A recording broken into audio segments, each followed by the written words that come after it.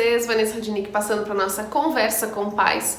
E uma conversa bem interessante que a gente vai conversar hoje, que até conversei com 2 pais na semana passada, é sobre ser tóxico. Como que o pai, como que a mãe podem não ser ou ser tóxicos na vida dos filhos e de que forma isso acontece? Vamos conversar sobre esse assunto que é tão bacana, até pra gente se policiar um pouquinho, se ajudar? Vem comigo então! Como tomar o cuidado pra gente não ser aqueles pais tóxicos, sabe?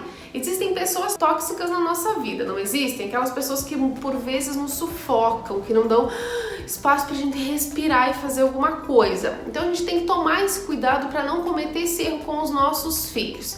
Primeiro, quando que a gente percebe que a gente está sendo tóxico? Às vezes a gente tem que olhar um pouquinho lá atrás na nossa história enquanto pais.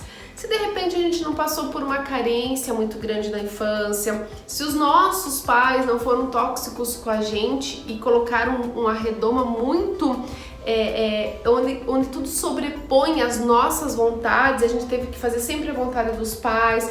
Então, por vezes, isso pode acontecer desde o nosso histórico, desde a nossa raiz, lá na nossa infância. E o que a gente acaba fazendo? A gente acaba reproduzindo com os nossos filhos. Então, a gente tem que tomar certos cuidados. Primeira dica, observe se quando o seu filho vem pedir algo, quando o seu filho vem...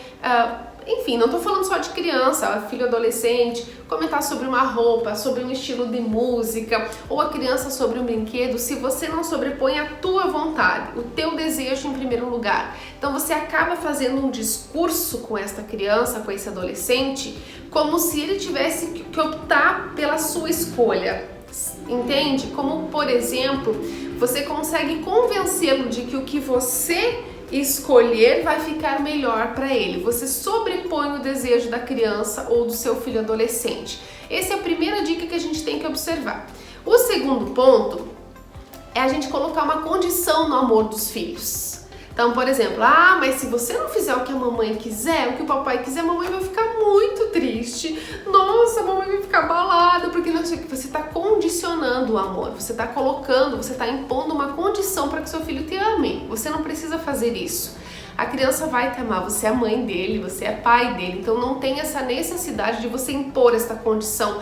Até porque pode ser que a criança, se ela for menor, ela nem saiba lidar com isso. E você acabe confrontando um próprio sentimento interno da criança, então temos que tomar esse cuidado também.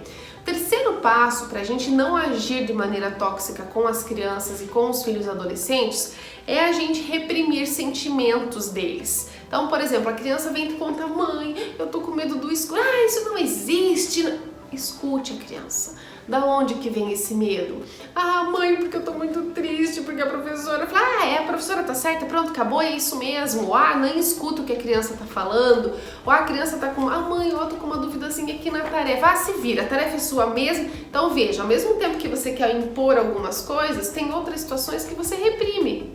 Assim, que você acaba não dando espaço para a criança falar, que você não dá espaço para conversa, que você não deu espaço para o diálogo, para ela falar o que ela tá sentindo. Então, cuida para não reprimir esses sentimentos, porque você acaba intoxicando, você acaba sufocando esse sentimento. E aí, quando ela tem vontade de falar, quando ela quiser falar sobre isso, talvez ela vá procurar outra pessoa lá fora. E isso daí acaba se tornando muito sério, ainda mais no mundo que estamos vivendo. A gente precisa tomar alguns cuidados em relação a isso, né? Outro ponto bem importante é a gente querer exigir que a criança seja madura para determinada situação, que ela já tenha maturidade para algumas coisas. Respeitar a idade é muito importante. A gente não pode, por exemplo, exigir que ela tenha maturidade de um assunto que não é para a idade dela. E é quando a gente começa a exigir isso dela, ela acaba entrando num estado confusional. Mas o que minha mãe está querendo dizer? Eu não entendi o que era aquilo. E mesmo adolescente, tem coisas que eles não querem se preocupar agora, que eles nem têm maturidade para entender. Um dado um exemplo muito claro para vocês. Separação de pais. Quando você quer que uma criança de 4, 5 anos entenda que os papais vão se separar e vai ficar tudo lindo, maravilhoso. A criança não tem maturidade para isso. A separação é uma perda, a separação é um luto. Ela precisa viver essa perda, a gente precisa respeitar esse momento, né? Ou quando um adolescente precisa aceitar o namoro do pai, o namoro da mãe, é difícil, é uma pessoa nova dentro de casa, que vai dividir o espaço, que vai dividir a figura materna ou a figura paterna. Então essa maturidade que às vezes a gente precisa e quer que a criança tenha, ela não tem em determinadas idades. E a gente precisa respeitar esse momento. Respeitando isso, a gente não intoxica a criança querendo de novo que ela faça o que eu quero e não o que ela, né, dá conta de fazer naquele contexto ou naquela situação. Outra coisa muito importante, gente, é assim, é prestar atenção nos sinais que a criança dá, nos sinais que o adolescente dá. Isso é muito bacana. Então, assim, se o seu filho tá mais silencioso, tá mais introspectivo, tá mais... Ai, que bom, ao menos não tá me incomodando, né? Você também, por você manter este silêncio por muito tempo e acabar não deixando ele se expressar, não prestando atenção em sinais que ele está te dando, porque o silêncio também fala, o silêncio diz muita coisa. E quando a gente não presta atenção nesses sinais, a gente pode pagar um preço muito caro mais tarde, né? Tanto que a gente tem um índice aí suicida, de jovens suicidas, que tem aumentado consideravelmente frente ao contexto da pandemia, mais ainda. Então presta atenção no que teu filho está falando. E às vezes não só falando, os sinais que ele está dando, quando ele joga alguma coisa no chão, quando ele sai batendo alguma porta, quando ele diz que está irritado e não sabe explicar o porquê que isso está acontecendo, são sinais que ele está te dando, né? Quando ele fica por muito tempo só no celular, ou quando ele não quer saber mais do celular, porque ele internalizou ou externalizou alguma situação lá de dentro do celular, que aconteceu naquele contexto, ele não está sabendo lidar, presta atenção nesses sinais. Dessa forma você não intoxica seu filho, você dá o espaço para que ele também sinalize o que ele está sentindo, ok? E o passo também que a gente precisa prestar muita atenção é não colocar o filho em dilema que ele não vai saber sair.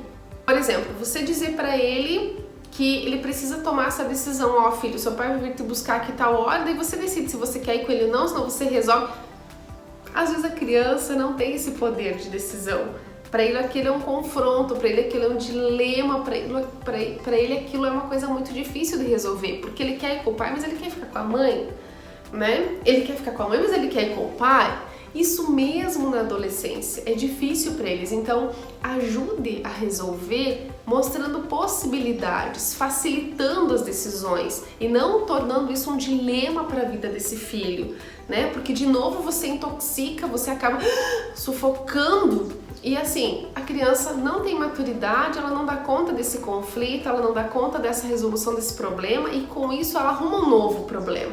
Então tudo isso também é muito complicado nesse contexto. E o que a gente precisa entender também dentro desse contexto de não intoxicar as nossas crianças, os nossos adolescentes, é entender que a criança, assim como nós na vida adulta, eles passam por ciclos. E é você acompanhar esse ciclo, não querer que ele fique lá no ciclo anterior de medo que o filho cresça. Ah, eu tô com medo que meu filho cresça, eu tô insegura, eu não quero que ele faça essa tomada de decisão, eu não quero que ele tenha esse senso crítico, eu quero que ele fique aquele meu bebezinho, aquele... Por quê? Porque aí fica dentro do que eu quero, do que eu dou conta, fica dentro das minhas possibilidades, dentro do meu campo de visão, e os filhos, eles crescem, eles precisam, né, dessa autonomia, dessa identidade, desse senso crítico. Isso também faz com que você intoxique seu filho. Então respeite esse ciclo. Vai se atualizando à medida que a criança vai passando de faixa etária, para que você também dê conta de acompanhar sem causar sofrimento para ele e para você. Certo, gente? É um assunto que exige muito de nós, né? É difícil, claro que é difícil, a gente quer os filhos pertinho da gente uma vida inteira, mas a gente precisa não intoxicá-los com os nossos desejos, as nossas vontades, os nossos ensejos e sim permitir que eles também façam isso. São pequenas dicas, às vezes do dia a dia, que salvam uma relação. E hoje trabalhar com relação é muito importante. Ficam as dicas, curtam os nossos vídeos, curtam as nossas redes sociais, compartilhem, comentem, mandem dicas de vídeo que a gente coloca aqui super, né? Super entende que às vezes precisa de uma necessidade de uma troca de informação. Se inscrevam no nosso canal lá no YouTube, Vanessa Rudnick, e vamos juntos sempre aprendendo. Um grande beijo e até o próximo vídeo. Tchau, tchau!